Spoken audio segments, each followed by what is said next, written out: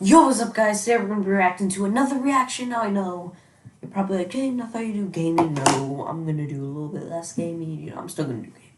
My hair is awful, like it usually is. I barely do my hair. Whenever I do my hair, it's usually on Tuesday and Thursdays when I have school, church, or like a family gathering, or I just go out. But today's lazy day. Why do I only film on lazy days? And it's covered. I need to get a haircut. Okay. Don't say anything in the comments. But today we're doing more reactions. Today we're reacting to Food Theory, MrBeast Burger. It's not what you think. Now I heard that MrBeast Burger was actually like exposed that like they don't actually. I don't know what it was about, but all I know is that I heard someone say that there's not actually a restaurant and there's no 300 restaurants and there's only one restaurant. I don't even know. So without further ado, let's just get into the video. And I got General Grievous in the back. Let's begin. Finally got my hands on a burger from MrBeast's new restaurant. Let's see what all the fuss is about, shall we? Ugh, this thing sucks. It kind of tastes like paper. There's money in it. And these napkins barely soak anything up. Ugh, what a waste of money. Such a waste.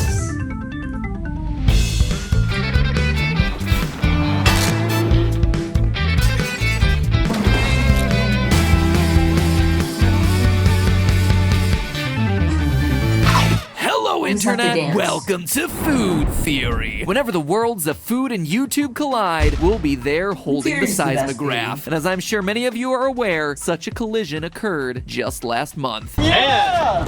I've never ran a restaurant before. Money for you, money for you, money for you. That's right, theorists. MrBeast opened up his own fast food restaurant. Cars were backed up for miles just to have the chance to pull up to the window of MrBeast Burger, where Jimmy Donaldson and the boys were serving up. You haven't seen the video, but I've seen the video. I watch all of MrBeast. Fast food at unbeatable prices. Because those prices were them giving away free iPads, AirPods, stacks of cash, and even cars. How's it going?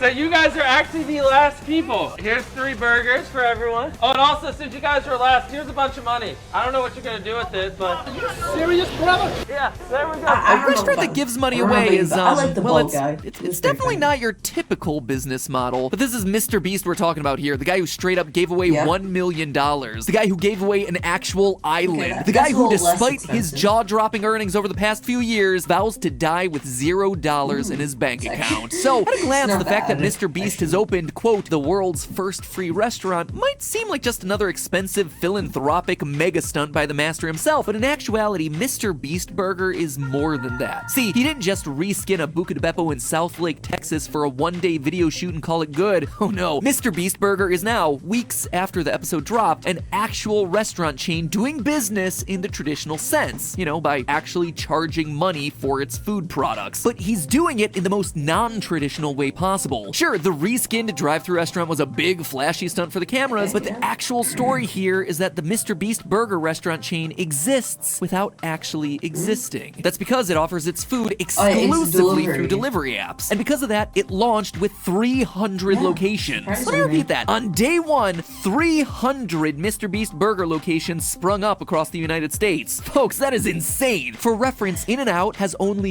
342 locations, and it took them more than 66 years to reach that milestone. And get this, he's already promised to double and even triple the number of locations in the near future. All of that leads me to ask, how? How on earth does someone launch a restaurant chain with hundreds of locations like that? What exactly is Jimmy doing differently from the other fast food chains out there that have meticulously built their chains over the course of decades? Is it actually gonna work? Is this a trend that we should expect to see more of in the restaurant industry?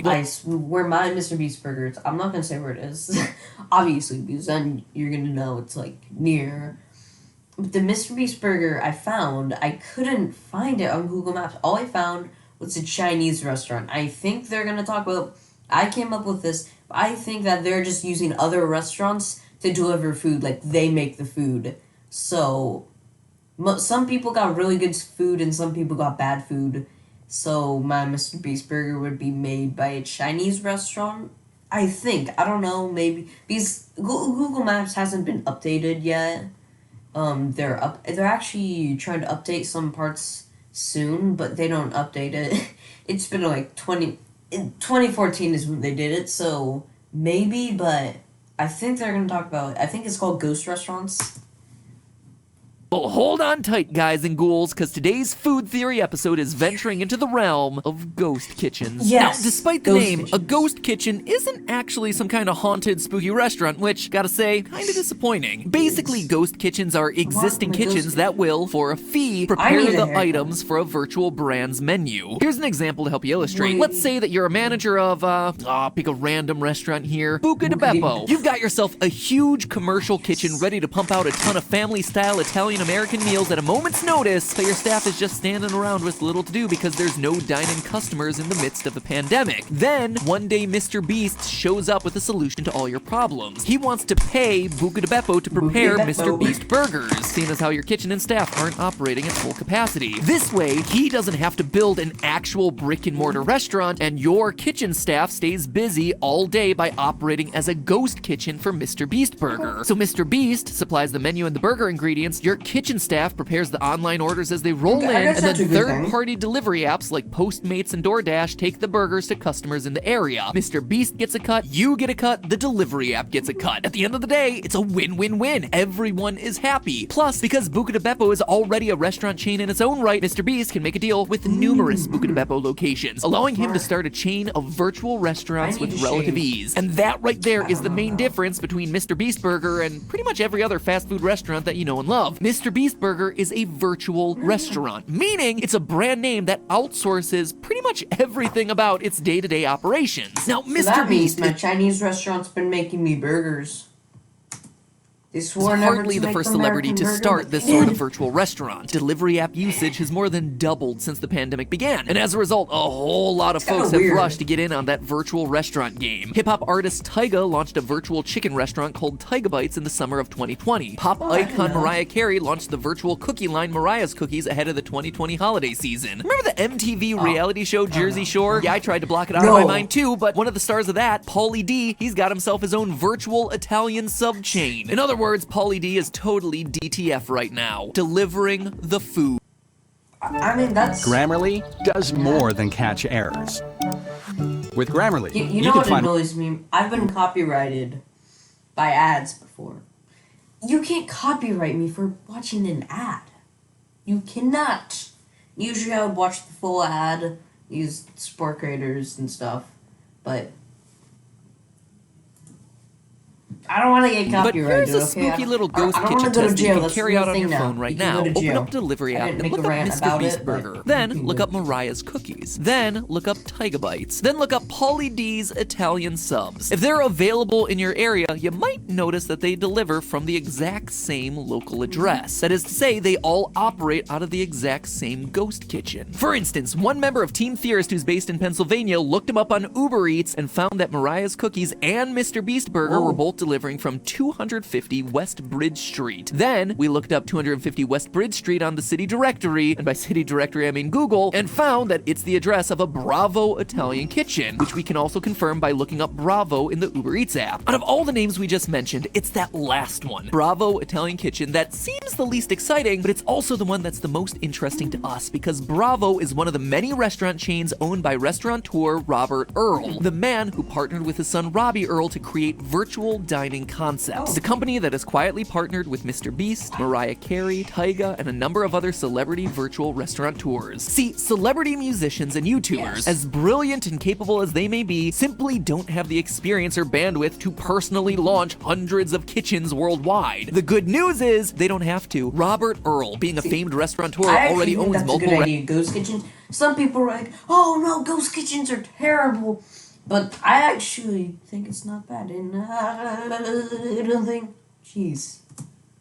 Restaurant chains. Besides Bravo Italian Kitchen, he also owns chains like Bertucci's, Rio Italian Grill, Buca di Beppo. Well, that means that he's in the rare position of having access to thousands of commercial kitchens across the country. Kitchens that, it turns out, are just as capable of making smashed burgers, chicken nuggets, and fresh-baked cookies as they are Italian food. In short, if you're an enterprising restaurateur wondering how to get permitting for 300 restaurant locations to all open on the same day, the answer is, you don't. While there are 300 locations around the country now serving MrBeast's food, food, the reality is that these aren't quote-unquote new restaurants. The menu and branding are all new, but the core essentials of the restaurant, the kitchen, the staff, the permits, etc., were all in place before MrBeast decided to launch his burger chain. And this isn't to diminish the launch of MrBeast Burger in any way. On the contrary, I think building a network of ghost kitchens that can be leveraged by brands and celebrities is a brilliant, epic logistical feat. According to their website, Virtual Dining Concepts can have your virtual restaurant launched in 30 days. I mean, to me, that's even more insane than the 300 locations in a day stat. Look, I'm not here to do a commercial on Virtual Dining Concepts or anything. This episode is 100% hashtag not spawn. As a business owner, I just can't help but admire how quickly and thoroughly they've been able to fill this niche. I have a theory about MrBeast Burger, and the theory is that it and other quote-unquote restaurants like it are here to stay. I mean, honestly, 2020 has completely shifted our viewpoint on restaurants and food. In the past, restaurants that were delivery only carried a bit of a stigma, feeling like a second-rate alternative. Now, delivery is the default. If you're already getting all your restaurant meals via Uber Eats, Grubhub, DoorDash, or Postmates, suddenly never get DoorDash. It's bad. I can't get over my hair. It looks like a triangle and it's covering up my eyebrow. Oh, look at me. I have a unibrow. Jeez.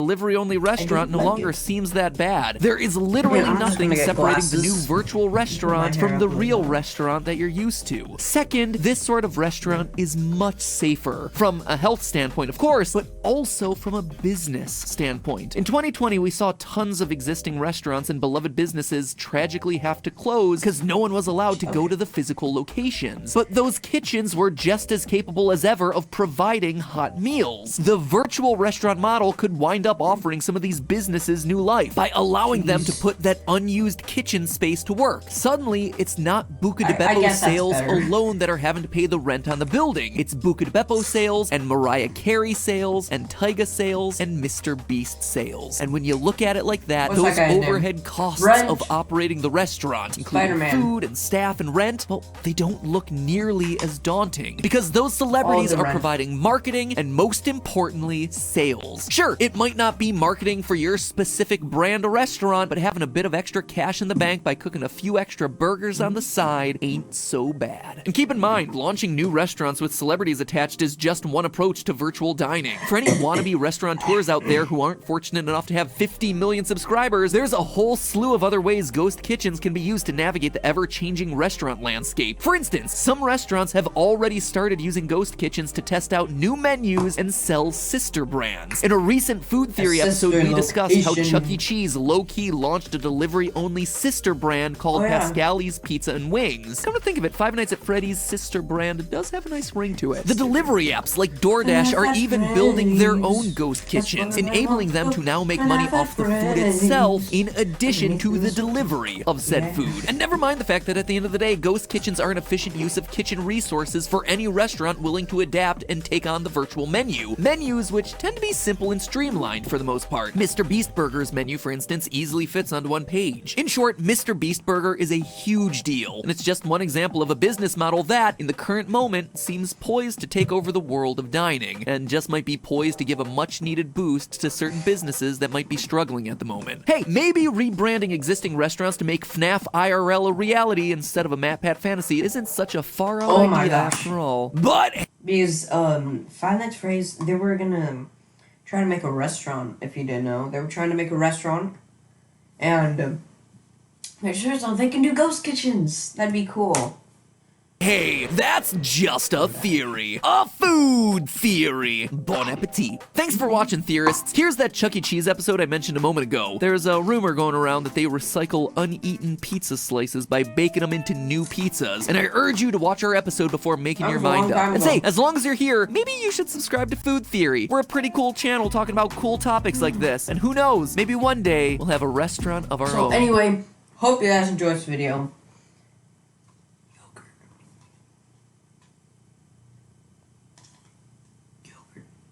Okay. Anyway, hope you guys enjoyed this video. I love doing reactions. I'm gonna do way more reactions. This is like gonna be my third reaction today. They're easy, simple to upload, and they're all good. Not all, but they're good. So anyway, actually, there's a game theory. Ow, finger. Ah, stupid computer. I'm gonna go react to that. So anyway, hope you guys enjoyed this video, and I'll see you guys next video. Bye-bye. I should probably stop recording this before I do this. Bye.